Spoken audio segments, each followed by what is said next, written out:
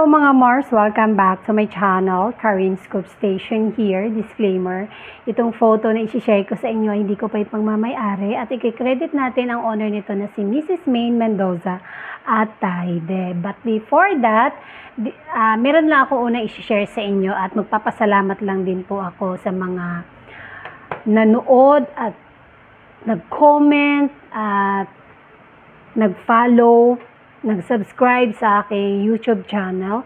Maraming salamat po sa inyo. At kung sino man ang hindi pa nag-follow or subscribe, please do subscribe to my channel para tumaas pa po ang ating samahan dito sa mga, lalo na sa aking content na Arjo Ataide and Maine Mendoza. Alam ko marami nagmamahal sa mag-asawang ito, kaya happy din ako na magbibigay update tungkol sa ating love na Army.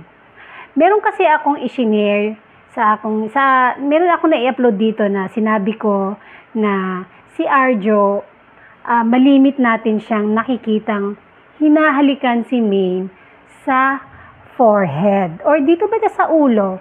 Nakailang beses na po yan. Lagi ganun po talaga ang ginagawa niya. And sabi dito sa ating kaibigan na si at our mama 0406, sabi niya, forehead kiss means love and respect. Yun pala yun. Now I know. Lahat pala ng saang area ka hinahalikan ay may ibig sabihin po. At para sa iyo, our mama 0406, maraming salamat po ma'am. At malimit po siya nandito sa ating channel pag nag-update ako sa ating love na Armin. Shout out sa iyo, our mama 0406.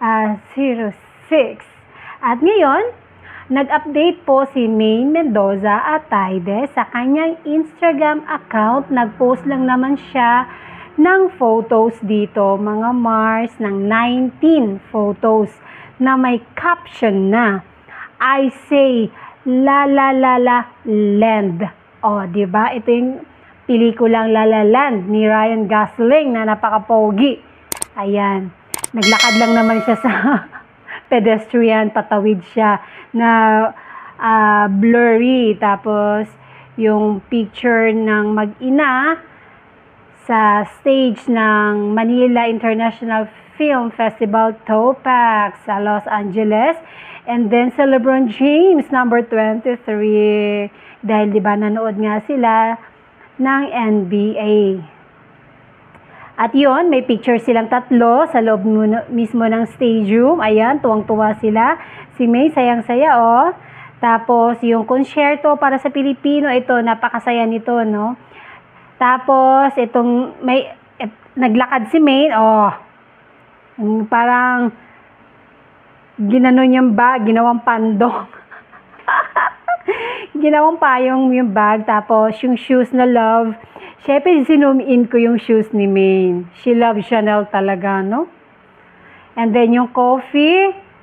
Tapos, yung ring na napakaganda. Laki ng bato. And then, the bag. And then, makikita mo dito si Arjo sumilip na sa ilalim ng sa upuan. Dahil, kinuhanan ngayon Maine yung coffee niya mula doon sa kanyang, doon sa bench. Tapos, nagpa-picture dito. Ang cute naman ni Maine dito. Oh, ano ba nakalagay to love? Ano ba to love? And then, trees.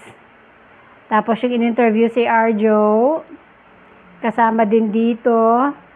Andito si Dingdong Dantes. Hindi ko pa alam yung iba. And then, ang magkaibigang Laura Tolentino and Ma'am Sylvia Sanchez. And then, yung shoes nga ni Maine Mendoza, yung boots na ang heels ay rose, red roses. Ang galing. And then, ito na po yung photo na i-share niya. Ito yung sa kanyang Instagram story. Ito na. Hinalikan ulit sa forehead. Tapos, yung dress. Tapos, ang dalawa sa lakma. Ang cute. So, ang ganda. Ang galing na. Laging may ayuda. Tapos, ito, nakatalikod. Mahilig dito si Maine sa post na parang nakaganon. Yan. Tapos, La La La Land. Ayun. Tapos, yung pinakalas, I love this pinakahuling photo nila, yung may 12-12 na super sweet. May pa-kiss po ang mag-asawa. Oh my gosh. That's it. Kakakilig. Armin. We love Armin. And that's it, mga Mars. Thank you for watching this video. Please like, comment, share, and subscribe for more scoops. Bye!